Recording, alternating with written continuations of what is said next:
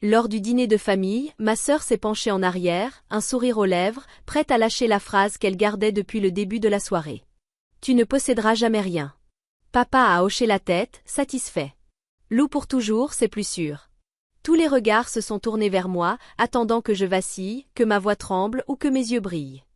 Je ne leur ai rien donné de tout ça. J'ai juste inspiré lentement, posé ma fourchette, et répondu. Tu as sûrement raison. La pièce s'est détendue, croyant que le moment était passé. Mais en moi, quelque chose de plus tranchant venait de naître. Parce que dès le lendemain matin, avant que quiconque ne se réveille, j'ai passé un seul appel. Un appel qui allait réécrire toute l'histoire qu'il croyait maîtriser. Je m'appelle Aurélie et depuis toujours, ma famille mesure la réussite en mètres carrés, en taux de crédit, et en combien on peut se vanter de ses rénovations à table. J'ai grandi en apprenant à prendre le moins de place possible dans des conversations qui ne semblaient jamais me concerner.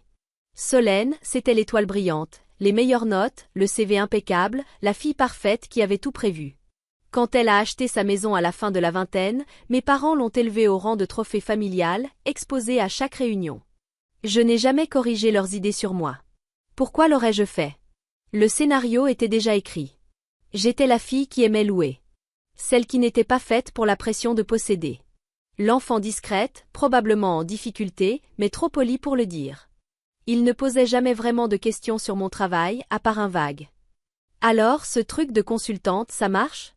Ils n'ont jamais su que ce n'était pas de la consultation, mais de l'investissement immobilier, de la gestion locative, des rénovations, de la budgétisation, des projections financières. Des choses qu'ils n'imaginaient même pas que je pouvais faire. Je ne cachais pas par peur. Je cachais parce que chez nous, les applaudissements étaient réservés aux plus bruyants. Et moi, je n'ai jamais aimé faire du bruit. Il y a 2 ans, un soir d'automne glacial, j'ai vu s'afficher le nom de Solène sur mon téléphone. Sa voix tremblait avant même que je décroche. Elle avait perdu son emploi. Son crédit, 2800 € par mois, l'étouffait. Je t'en prie, a-t-elle murmuré. Ne le dis pas à papa et maman. Ils ne doivent pas savoir que j'ai échoué. Je te rembourserai dès que j'aurai retrouvé pied. J'ai entendu la panique dans son souffle. Et pour un instant, elle n'était plus la fille parfaite. C'était juste ma sœur. Terrifiée de tomber du piédestal que tout le monde lui avait construit. Alors je l'ai aidée. 1 mois. Puis 3. Puis 6. À la fin de la première année, les virements étaient devenus automatiques, prélevés discrètement de mon compte pro, vus par personne sauf moi. Elle a fini par retrouver un travail, mais avec un salaire plus bas. Et son style de vie, lui, n'a pas changé. La maison, les aménagements, l'image, tout dépendait d'un argent qu'elle n'avait plus. Et d'une fierté qu'elle refusait d'abandonner. Pendant ce temps, je continuais d'agrandir mon parc immobilier, un duplex près de la rivière, un triplex en centre-ville, quelques maisons individuelles dans des quartiers stables. 17 biens au total, chacun se finançant tout seul, et plus encore. Je vivais simplement, m'habillais simplement, restais silencieuse. Non par manque d'ambition, mais parce que le bruit ne construit rien de durable. Mais hier soir, à cette table, quand Solène a ri en exposant mes prétendues limites à toute la famille, quelque chose a changé. Ce n'était pas l'insulte. C'était la certitude dans sa voix. La certitude que je resterais petite pour qu'elle puisse rester grande. Elle n'avait aucune idée de son erreur. Le matin suivant ce dîner, un silence étrange régnait. Un de ces silences lourds, comme suspendus après une tempête. Qui attend qu'on décide, reconstruire ou rester dans les décombres. J'ai fait du café, ouvert les volets de mon petit T2, et laissé la lumière froide s'étaler sur le parquet. Un instant, je suis restée debout, à respirer. À revoir la scène de la veille en éclats humiliants, le rire de Solène, le hochement de tête de papa, les regards autour de la table, cherchant une faille sur mon visage. Mon téléphone a vibré sur le comptoir. Un message de Solène. Une photo de sa cuisine, nouveau carrelage posé. Puis une phrase qui m'a glacée. Je pense refaire la salle de bain parentale. Autant continuer à valoriser le bien. Valoriser. Le mot m'a frappé plus fort que son rire. Elle parlait de plus-value avec de l'argent qui n'était pas le sien. Mon argent. Celui que je transférais en silence depuis 2 ans. De l'argent utilisé pour enjoliver une vie bâtie sur un sol fragile. Je regardais la photo. Carrelage brillant, lumière sous les meubles, et j'ai compris, comme un métal froid qui se dépose dans la poitrine. Je l'avais aidé à survivre, oui. Mais je l'avais aussi laissé briller, pendant que je tenais les décors derrière le rideau. C'est fini.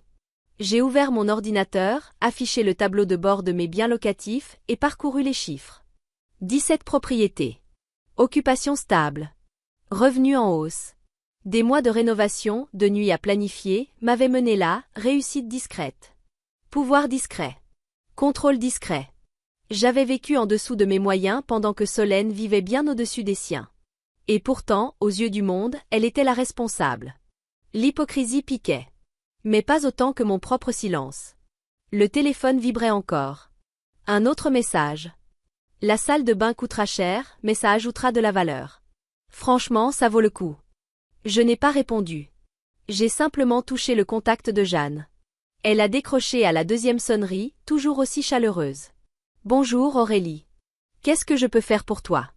Je me suis assise à ma table, le bois froid sous mes paumes. Il faut que je change les choses, ai-je dit. Ma voix ne tremblait pas. Arrête de prélever les loyers de Solène. À partir du mois prochain. Un court silence. Doux, mais chargé. Tu es sûr? Je suis sûre. Très bien. Je mets tout à jour de mon côté. Une fois l'appel terminé, j'ai gardé les mains posées sur la table, laissant le silence s'installer. La décision tombait comme une encre. Lourde, irrévocable, mais nécessaire. 2 ans de soutien. 2 ans de secret. 2 ans à laisser ma sœur et toute ma famille croire en une version de moi qui n'avait jamais existé. Il était temps que la vérité les rattrape. Je ne savais pas encore comment tout cela allait se dérouler. Mais une chose était certaine, Solène allait sentir le sol se dérober sous ses pieds. Elle n'a pas remarqué l'absence du virement tout de suite. Elle ne remarquait jamais. Elle avait l'habitude que tout roule, que l'argent arrive comme par magie, juste quand il faut. Les filets de sécurité l'attrapaient avant même qu'elle se rende compte qu'elle tombait. Mais 3 jours plus tard, en début d'après-midi, son nom a clignoté sur mon téléphone. Je savais déjà pourquoi elle appelait. Aurélie? Sa voix tremblait à peine. Un truc bizarre s'est passé avec mon prélèvement. Il n'a pas été effectué. Problème de banque, peut-être? Je me suis adossée au dossier de ma chaise, laissant un silence s'installer. Le genre de silence qui oblige la vérité à respirer. Non, ai-je dit. Pas de bug. Un souffle sec. D'accord, donc c'est juste retardé? Je le reçois ce soir ou demain? Non, il ne viendra pas. Le silence, de l'autre côté, n'avait rien de paisible. C'était de la panique camouflée sous une fine couche d'orgueil. Qu'est-ce que tu veux dire? Souffla-t-elle. Je t'ai soutenu pendant 2 ans. 24 mensualités. C'est terminé. Sa voix s'est brisée immédiatement. Tu ne peux pas me faire ça, Aurélie. Je ne peux pas couvrir l'intégralité du crédit. Je t'ai dit que j'avais juste besoin d'un peu plus de temps. Tu disais ça il y a 1 an. C'était différent. S'est-elle exclamée, la voix hésitante. Je vais être promue bientôt, et la salle de bain rénovée va augmenter la valeur du bien. Il faut juste que tu sois patiente. Patiente. Le mot avait un goût amer. Solène, ai-je dit calmement. Je ne vais plus te maintenir à flot pendant que tu fais semblant de te débrouiller seule. Un petit souffle furieux. À moitié incrédule, à moitié vexé. Donc c'est à cause du dîner? Tu me punis pour ce que j'ai dit? Tu dramatises. Tu sais que je ne le pensais pas. Tu le pensais. Chaque mot. Elle s'est tue. La vérité n'avait plus d'endroit où se cacher. Mais pourquoi maintenant? A-t-elle fini par demander, la voix fêlée. Pourquoi choisir ce moment pour tout me retirer? Parce qu'hier soir, pour la première fois, j'ai vu les choses clairement. Mon silence était devenu une permission. Mon aide, un droit acquis. Et mon affection, un bouclier derrière lequel elle se cachait, tout en riant de moi, à table. Mais je n'ai rien dit de tout cela. Je me suis contentée de répondre. Parce qu'il est temps. Sa respiration est devenue irrégulière. Je ne peux pas perdre cette maison, Aurélie. Je vais m'effondrer si nos parents découvrent que je n'ai pas tenu le coup. Papa et maman. Ce n'est pas ma responsabilité. C'est la tienne.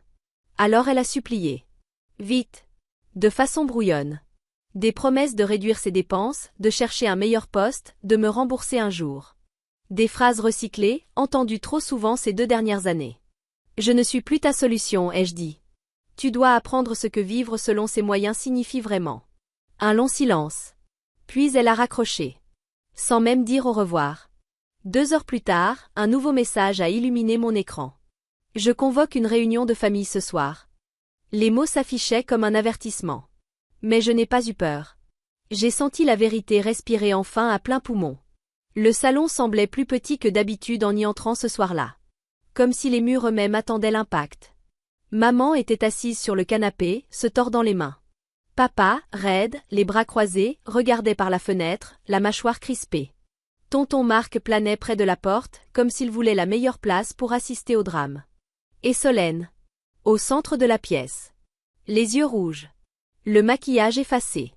Tentant de rester digne, mais échouant à chaque respiration. Elle n'a pas attendu que je m'installe. Dis-leur, a-t-elle lancé, la voix sèche. Maman a froncé les sourcils. Dis-nous quoi? Solène a avalé difficilement sa salive. Je ne peux plus payer les mensualités de ma maison. Maman a cligné des yeux, confuse. Papa a haussé les sourcils. Pas tout à fait surpris mais presque. Je ne disais toujours rien. Je ne peux plus, depuis 2 ans, a-t-elle ajouté, la voix brisée. Un long silence. Tonton Marc a toussé. 2 ans? Les yeux de Solène ont croisé les miens, avant de fuir. C'est Aurélie qui m'a aidé. Papa s'est redressé. Comment ça aider? Un souffle saccadé. Elle payait mon crédit.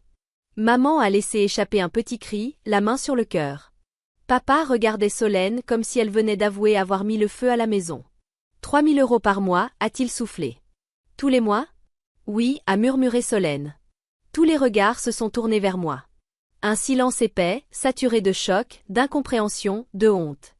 Papa a fini par dire. Mais Aurélie Lou, elle peine à... Je peine à quoi? Ai-je demandé calmement. À vivre? À m'en sortir? À comprendre la gestion d'un budget? Son visage a viré au rouge foncé. J'ai sorti une fine pochette de mon sac. Le dossier préparé par Jeanne pour ce genre de situation. Je l'ai posé doucement sur la table basse et l'ai fait glisser vers lui. Tu devrais lire ça, avant de finir ta phrase. Papa a hésité. Puis il a ouvert le dossier. Ce que je vis sur son visage tenait du cinéma. Confusion. Incrédulité. Puis, un silence figé. Papa regarda maman, puis de nouveau le dossier. 17 biens immobiliers, murmura-t-il. Maman se pencha pour lire par-dessus son épaule. Revenu locatif, valeur du marché, ces chiffres. Sa voix s'éteignit d'elle-même. Tonton Marc ouvrit grand les yeux. Tu as un portefeuille qui vaut environ 4 millions d'euros? Papa baissa lentement la feuille. Aurélie, c'est réel tout ça? C'est exact, répondis-je simplement. Je gère mes investissements locatifs depuis des années. Un nouveau silence s'installa. Plus lourd encore que les précédents. Solène ne regardait personne. Sa respiration tremblait alors qu'elle essuyait ses yeux. Tu n'as rien dit, murmura maman. Vous ne m'avez jamais demandé, ai-je répondu. Papa ouvrit la bouche, puis la referma. Il avait l'air plus petit. Comme si le monde qu'il croyait solide venait de vaciller. Tout ce temps on pensait. Je sais ce que vous pensiez, l'ai-je interrompu. Et je n'ai rien corrigé. C'était mon choix. Solène releva enfin la tête. Je ne voulais pas que quelqu'un sache que je galérais, dit-elle. Je ne supportais pas l'idée d'être moins. Sa voix se brisa sur ce mot. Alors j'ai laissé Aurélie m'aider. Et je me suis dit que ce serait temporaire. Mais les travaux, les frais, tout est devenu plus cher. Et j'ai juste... Tu as juste fait semblant que tout allait bien, ai-je terminé pour elle. Elle hocha la tête, les larmes coulant sans retenue. Je suis désolée. Je ne voulais pas perdre la vie que j'avais construite. Tu ne l'as pas construite seule, ai-je dit doucement. Et c'est bien là le problème. Papa s'avança, le visage marqué par la culpabilité. Aurélie, on t'a vraiment mal jugé. Oui, ai-je dit sans dureté. Vous l'avez fait. Les yeux de maman se remplirent de larmes. Pourquoi ne nous avoir rien dit? Pourquoi cacher quelque chose d'aussi beau? Parce que je n'avais pas besoin d'applaudissements pour connaître ma valeur. Mais j'avais besoin de limites. Et j'aurais dû les poser plus tôt. Solène me fixa, les yeux pleins d'espoir. Et maintenant? Est-ce que tu pourrais continuer à m'aider juste jusqu'à ma promotion? Je gérerai ensuite, je te le promets. Non, ai-je répondu. Plus maintenant. Son visage s'effondra. Aurélie, je t'en prie. Je t'aime, dis-je avec tendresse. Mais je ne financerai plus un train de vie que tu ne peux pas assumer. Tu as 30 jours pour décider quoi faire de la maison. La vendre, la refinancer, déménager. Mais c'est à toi de le gérer. Pas à moi. Elle secoua la tête, les larmes coulant librement. Ils vont croire que j'ai échoué. Papa parla avant moi. Ce n'est pas avoir eu besoin d'aide qui est un échec. C'est d'avoir caché ça, et d'avoir fait comme si tu valais mieux que celle qui t'a aidé. Solène tressaillit, comme si les mots l'avaient giflé. Maman s'approcha, posant une main sur son bras. Ma chérie, tu n'as pas besoin de nous impressionner. Tu dois juste être honnête. Mais je ne l'ai pas été, murmura Solène. Pendant 2 ans. Et maintenant, dis-je doucement, tu peux l'être. La tension dans la pièce ne disparut pas, mais quelque chose se calma. La vérité avait tout reconfiguré. Les idées reçues, les jugements, les rôles figés. Pour la première fois depuis longtemps, plus personne ne faisait semblant. Papa me regarda, la voix plus basse que je ne l'avais jamais entendue. Aurélie, je te dois des excuses. Des vraies. Je sais, dis-je simplement. Mais on y arrivera. Solène s'essuya le visage, respirant par à-coups. Je n'ai jamais voulu te faire de mal. Je sais, répondis-je. Mais tu m'en as fait. Et maintenant, on avance. En étant vrai. Tous. Personne ne bougea. L'air avait changé. Plus léger à certains endroits, plus lourd à d'autres. Mais honnête. Et pour la première fois, ça suffisait. Les 30 jours passèrent plus vite que prévu. Solène tenta tout, feuille de budget, petit boulot, candidature nocturne. Mais les chiffres ne collaient pas avec la vie qu'elle avait bâtie sur une sécurité empruntée. Quand la maison fut mise en vente, elle pleura en faisant ses cartons. Pas de chagrin pour les briques, mais pour la réalité qu'elle devait enfin affronter. Sans masque. Je l'ai aidée à déménager. Pas avec de l'argent. Avec mes mains. Apporter des lampes, scotcher des cartons, remplir le coffre de sa voiture. Elle s'excusa encore, entre 2 respirations. Mais cette fois, c'était sincère. Humble. Je croyais que vendre, c'était échouer, dit-elle alors que nous étions dans le salon vide. Mais en fait, l'échec, c'était de faire semblant de ne pas avoir besoin d'aide. Ce n'est pas un échec, lui ai-je dit. C'est un réalignement. Ta vie est enfin en phase avec ton revenu. C'est ça, la vraie stabilité. Son nouveau logement était plus petit, plus simple, mais paisible. Pas de mensualités écrasantes. Pas de panique silencieuse. Pas de spectacle à jouer. Mes parents ont changé eux aussi. Papa me demanda mon avis pour refinancer leur résidence secondaire. Maman m'envoyait des articles sur les tendances du marché. Fière, mais en silence. Sans projecteur. Juste avec intérêt sincère. Les dîners du dimanche étaient différents. Moins de comparaisons. Plus de conversations. Personne ne se vantait. Personne ne jugeait. On parlait. Simplement. Solène reconstruisait ses finances, un pas honnête après l'autre. Notre relation, débarrassée des attentes et des secrets, ressemblait enfin à une vraie fraternité, et non à une obligation. Quant à moi, je me sentais plus légère.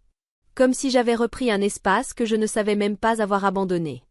Avec du recul, j'ai compris que la vraie victoire n'était pas d'avoir révélé la vérité. C'était d'avoir appris que les limites ne sont pas des murs, mais une protection. Ma famille me voit autrement aujourd'hui. Pas parce que j'ai prouvé quelque chose. Mais parce que j'ai arrêté de me rétrécir. Solène reconstruit, avec sincérité. Et on est plus proche pour ça. La paix a un goût différent quand elle ne s'achète plus avec le silence. Si toi aussi tu as déjà été sous-estimé par ceux qui sont censés mieux te connaître, sache que tu n'es pas seul.